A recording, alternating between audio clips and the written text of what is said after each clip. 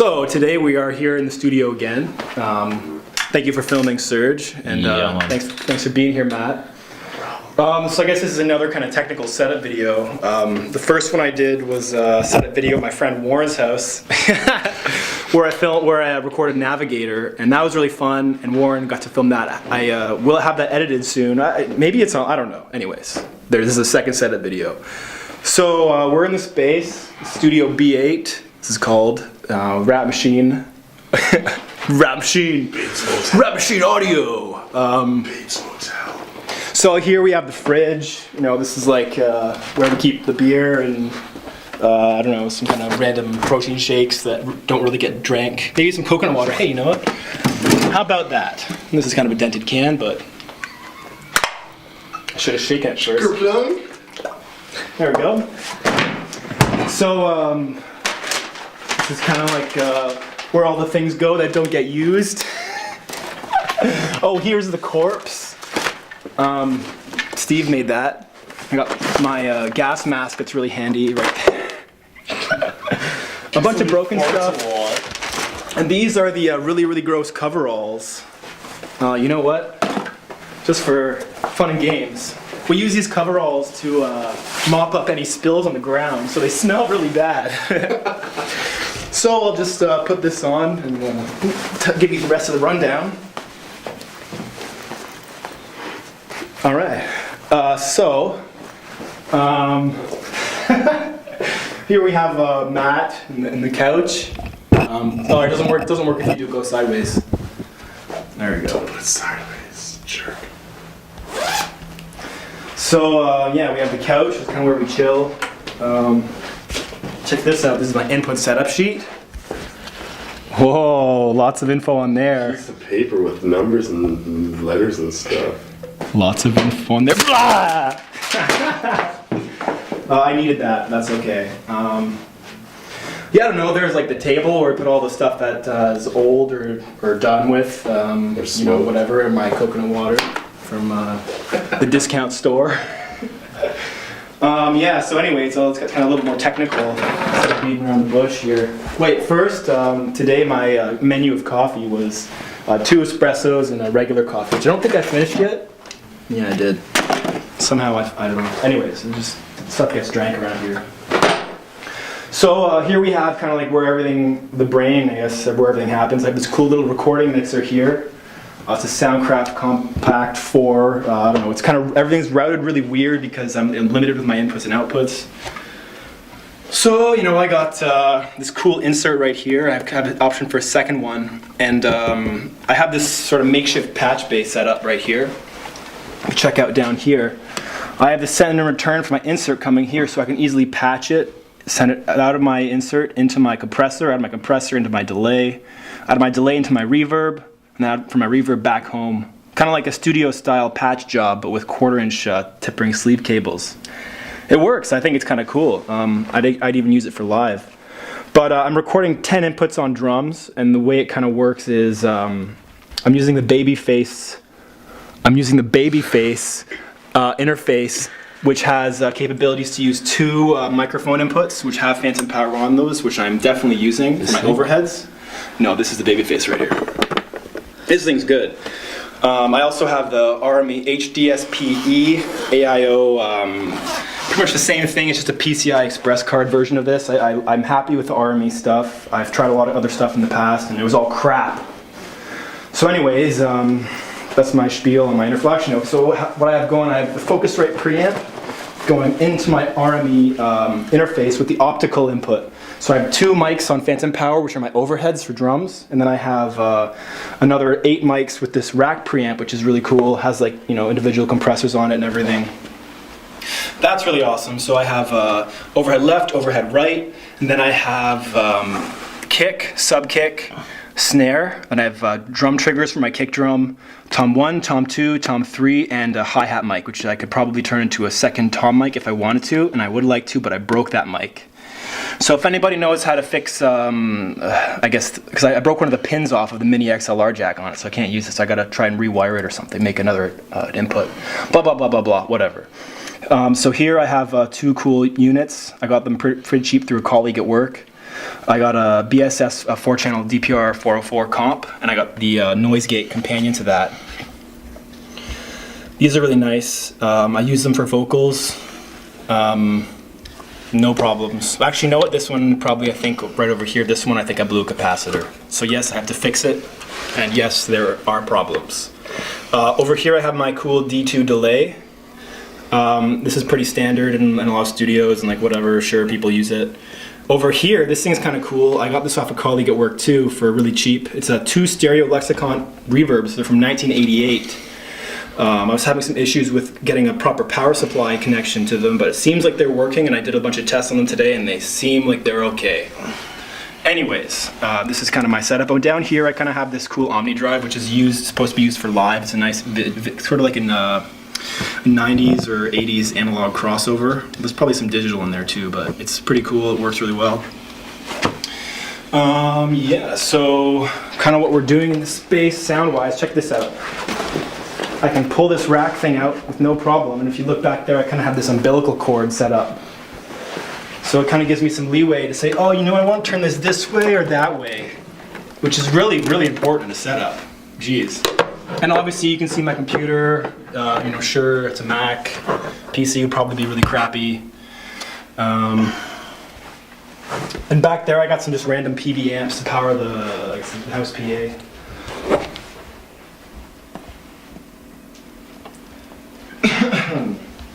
So over here, as you can kind of see, there's the snake, and that's kind of feeding into around there to the other side into all the inputs of my my recording devices, my interfaces. It's going around the corner.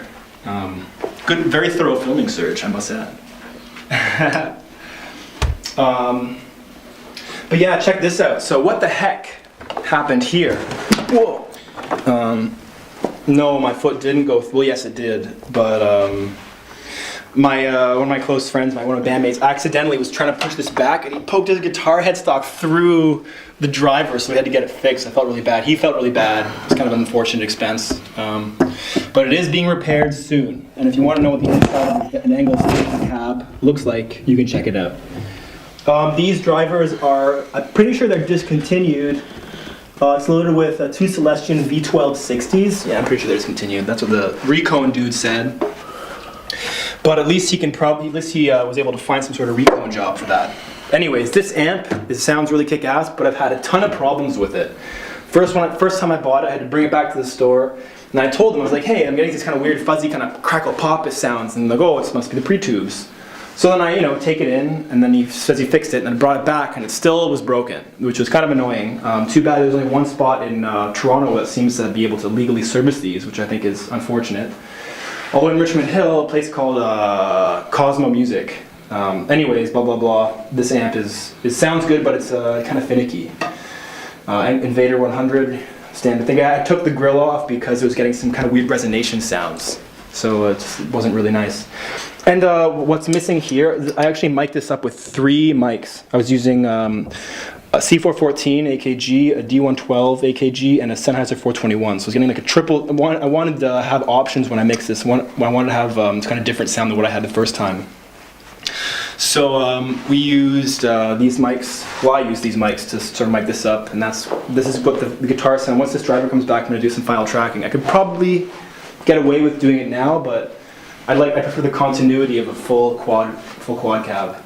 Anyways, check this amp out. My buddy Steve found this down in some cellar by his landlord, and I think he gave it to our bandmate Martin. And so Martin didn't have an amp, so now Martin has this really sick vintage PV amp. I think it's vintage, 65 watt, perfect for a dual 212 cab. It has a very kind of sludgy, bassy sound, and I took it home and I actually took the amp apart. I put deoxide in put the fader deoxide in all these faders, and cleaned all the connections. Dusted everything out with an air compressor, and brought it back, and it's good as new. Well, and then Martin kind of refinished the outside. I think this is a pretty awesome amp. It's a cool find. It's kind of interesting how synchronistic that was. But anyways, as I sweat into this gross coverall, I'm going to just kind of do that. So right now in the recording, pretty much none of the final tracking has happened. I've been in here every day for 5, 6, 7 hours a day playing drums, trying to get the perfect parts, well, as close to perfect as I can get, because perfection is impossible. I want to be able to listen back to this track and know the quality. I want to know if I show this to somebody, they're going to think, wow, this is way not what I'd expect, but wow, I can't believe you went there. And I was like, yeah, that's right, I did go there. So yeah, I got like 10 inputs on the drums. I got 2 overheads. I was having poor quality. I was having not too good of a time doing the spaced pair overheads thing. So I decided to go back to the XY, and I prefer it. I think it has a better sound altogether, and I think it covers more of the kit. That's kind of what I want. And like I said, had I have, well, it's a combination of me accidentally buying the wrong size drum head, so I could probably go back to the store, but Lomnaquade's kind of far away, and it's kind of out of the way. Like I needed to get a new drum head, otherwise I'd have, if I got the new drum head, I would have a 4th tom, but I don't have a matching drum head. So I figured, you know what, forget it. I'll just work with 3 toms, considering I have 3 functional mics. That kind of makes sense. Yeah, I'm pretty much using the same everything I normally use. I just broke another cymbal. I've broken 2 cymbals this time. I've broken a lot of drumsticks, and the expenses of recording are there's a lot involved. Lots of stuff breaks. Lots of stuff has to get fixed. Lots of time spent. It's an endless thing, and it's constantly practicing for that perfect take, for that perfect moment where everything lines up and you listen back to it and everything couples and all the delay is perfect. You get that crushing feeling, and it doesn't even really need that much mixing. You can just rough mix it and you can show someone that's the raw sound. That's how it's supposed to be. That's kind of what this project is all about. So over here we have the guitar I'm using for pretty much all the recording.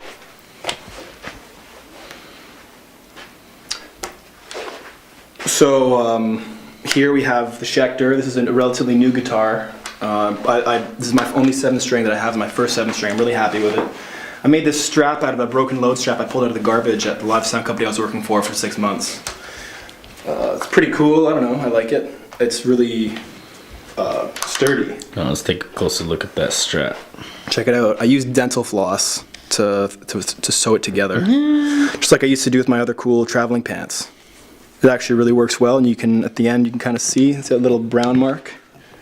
That little brown mark right there. You take as a lighter at the very end, you burn it, and it melts. The wax kind of takes flight, and you just press it down with a lighter, and then it's really sturdy. Over here, you can kind of see I did that twice. Good old load strap. If anybody wants one, they can hire me to make one. It takes a bunch of time, or I can show you how to do it yourself. I probably won't have time to show you how to do it yourself, but you can probably get the idea. It's not that hard. So what do we have? What else do we have? We have, there's a lot of cool paintings around here. My artist friend Steve Griffith painted a lot of really good stuff. Over there, that's I'm not sure exactly the name, but it's something, I think if I would call that anything, it'd be the Path of Destiny.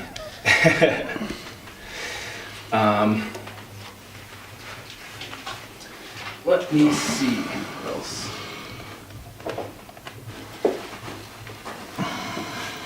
Over here, we have the original Navigator painting.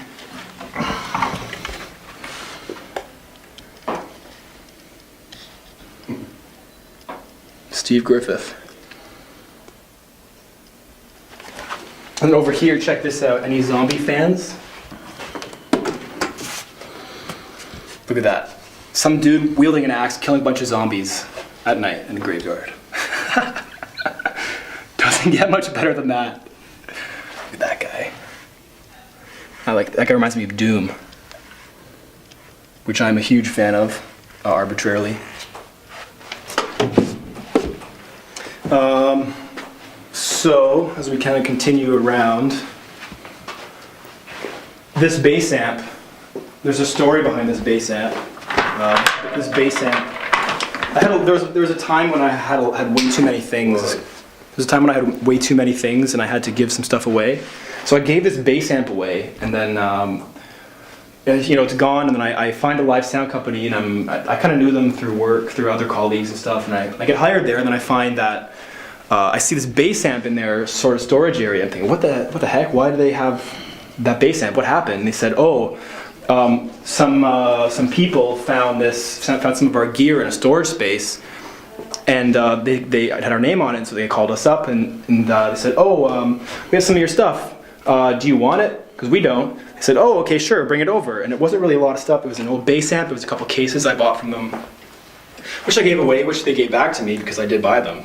Anyways, this bass amp, I gave it away. It was there's a story behind it. My uncle's brother, my uncle in the 80s had a brother. I'm not sure exactly what the year was, 70s or 80s, but him and his brother, they had a fun band. They were playing guitar and bass, and they were in a band together. Both brothers, and they had an accident, and they got in a car drunk, and then they crashed, and his brother died. My uncle's brother died. So I never met him, but that was his amp. And my uncle lent me his Kramer guitar, which is what I recorded Fade with. He lent me his guitar, and then he gave me this bass amp years later. And my bassist in my first band, Silent Earth, blew the amp. He was playing a 7-string bass, and he overloaded it, blew both fuses, and he blew the driver. So I'm holding onto this amp, and I'm thinking, well, I don't play bass. I'm not really that into bass, so I ended up giving it away with a blown driver. So anyways, I find out this live sound company, get it back, fix the driver. I put in, what did I put in? An Eminence Legend. I had a bandmate tell me about this driver, an Eminence Legend, and my friend Cam, actually, a good friend of mine. Haven't seen him in a while, but hope he's doing well. He told me to get that driver, so I put the driver in, had some difficulties getting it in, finally got it in, finally works, and it's an awesome amp. So I may or may not use this for recording bass. I probably will. I'm not sure how I'm going to mic it. I'm definitely going to take the line out of the back. Might do some kind of room mic or some kind of distant mic or something, but something I want to capture the bass frequencies properly. So anyways, it's kind of a cool bass. It's so old it just says bass. Yeah, the Yamaha bass amp. I think it's 115 watts. And what can I say? This has been a fun video, and thank you, Matt and Serge, for hanging out with me and helping me film this video. Cheers, you guys. Cheers. Yum. Boom. I touched a polar bear once. You did?